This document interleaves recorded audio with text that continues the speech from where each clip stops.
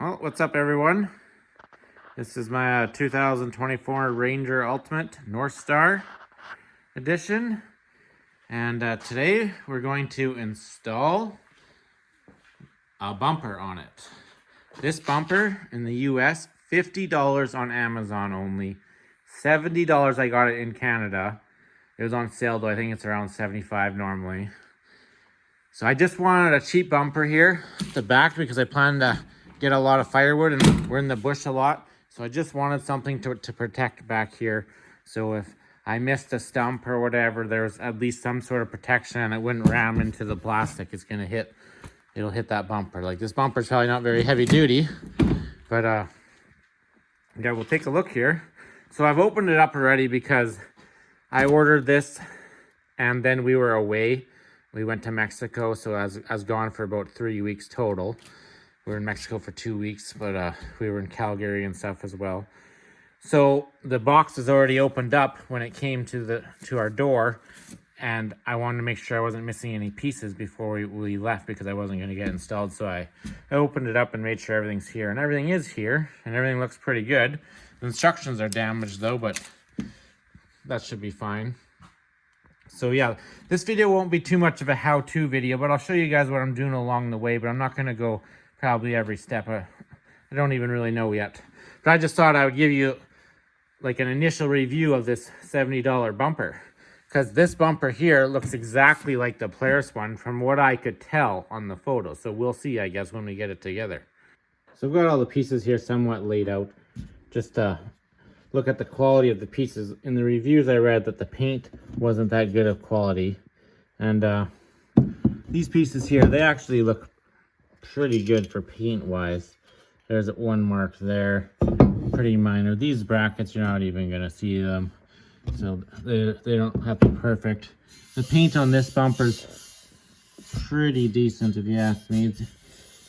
It's probably light, but nothing's really gonna hit it. Like, this piece seems, it's just fully painted. That's not all marked up. It's decent. That's just dirt on them. But I have seen something that I do not like, and I just checked. My return window is over. I don't know if you guys can see that, but on the left side of my hand, see how straight that is? Now let's look on the right side of my hand. Can you see that curve right there? And then you'll see this side here, right in the weld. Everything's nice and tight there. Now you can see that big bend down. And look at that big gap in the weld. So that is crap.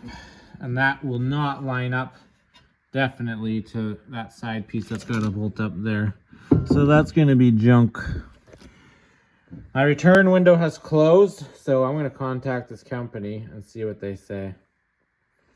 I'm still going to put this together, and we'll see if they're going to send me a new piece, because that is brutal. I doubt they will. That's why I'm just going to put it together. But I guess we'll find out.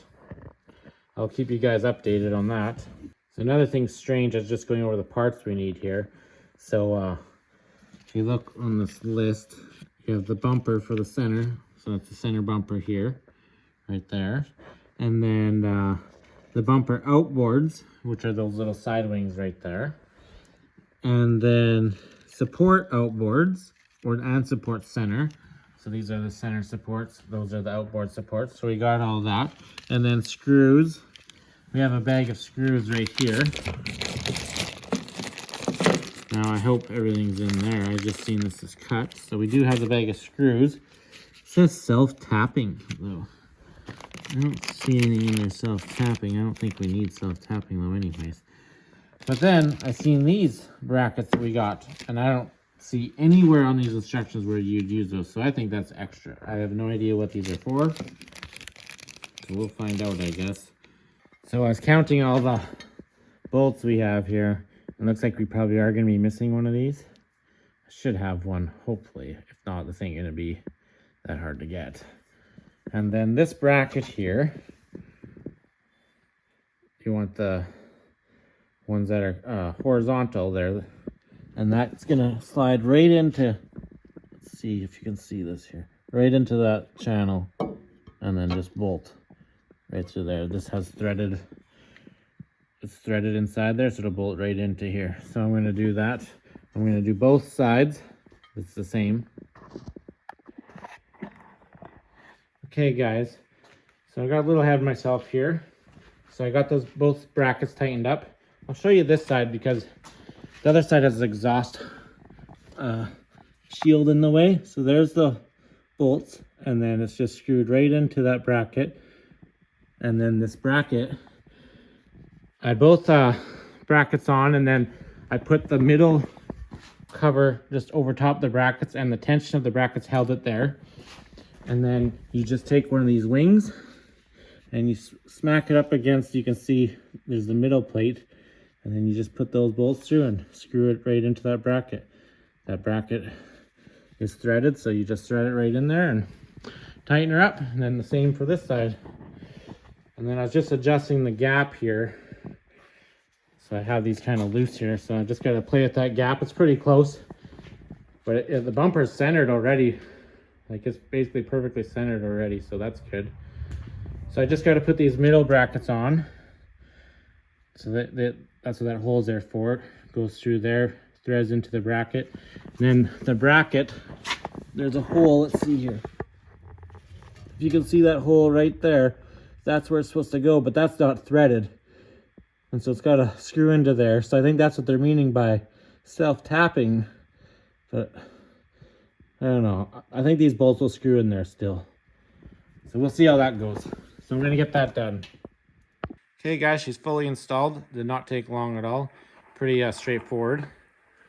And if you look at that, it's pretty centered in that machine. Like, it's almost perfect. Let's see here, like, it's pretty close to perfect. And the gap between the tailgates, the same. Pretty impressed with that for a cheap bumper. So I thought I'd show you guys the clearance of the tailgate. So there is lots of clearance, even with the weight on there. It doesn't go any closer. And now we'll open the tailgate. I should say the box. We'll open this and see the clearance with that bumper. So there is lots of clearance there.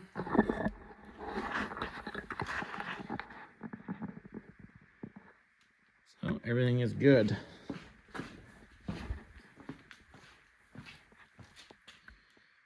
So I thought I'd show the rear camera after the bumper's on, just to show how much it blocks the view. So you can clearly see the bumpers right there. It does block some view, but the view's not that great to begin with. The main thing I'll be using this for is hooking up to a hitch. And other than that, it's just for a little bit of a view. You can still see. And there's actually quite a bit of cord on that camera, I heard, and I could put it right in that bumper. There's just a view I thought I'd show you guys with the camera. Hey guys, I just wanted to do a video here with my final thoughts on this bumper. And I did get an update from the seller about that bent piece. So we'll talk about that. But at first here, I just wanted to go over this entire bumper here. Let's just take a look. It does have end caps. They're not perfect. Where the pieces meet, there is some, like, it's not perfect, but it doesn't look bad. I think these bolts should be black, but the Polaris one's not either, so maybe that's why they do it. You can see there's some light paint, and even if you look at the bumper, like, it doesn't look uniform, the color. It looks like it is light in areas. So overall, this bumper, like, if you look at that fitment, I think the fitment is like perfect. It's dead center. It installs very well. Very easy to install. The paint's maybe not the greatest, but it's fully painted. And this piece did come damaged. But other than that, for the money here, I don't think you can go wrong with this bumper. I'll show you the Polaris one. I'll put a picture up here. That Polaris one looks identical to this bumper. Identical, in my opinion. That Polaris one, if I was to buy that today, $383 with tax. This one here, $70. It was $71.14, I believe. Right now in the States, this bumper's on sale for $40. It's regularly $50 about, like, the roughly, and I don't think that's including tax. So $40, you guys could have this bumper instead of $300 probably in the States. Like, that is extremely good value. What can you buy for $40 these days? Hardly anything. And to get this big metal bumper like this, sure, it's not the most heavy duty bumper, but neither is the Polaris one, I bet. Bet you it's just as heavy duty as this. I just wanted something that would protect this tailgate if I hit a tree or anything, and that's what this is going to do the job. Because I'm going to be in the bush a lot, and I don't plan on the back end of trees, but if I ever missed a tree or something, at least I have something there for protection.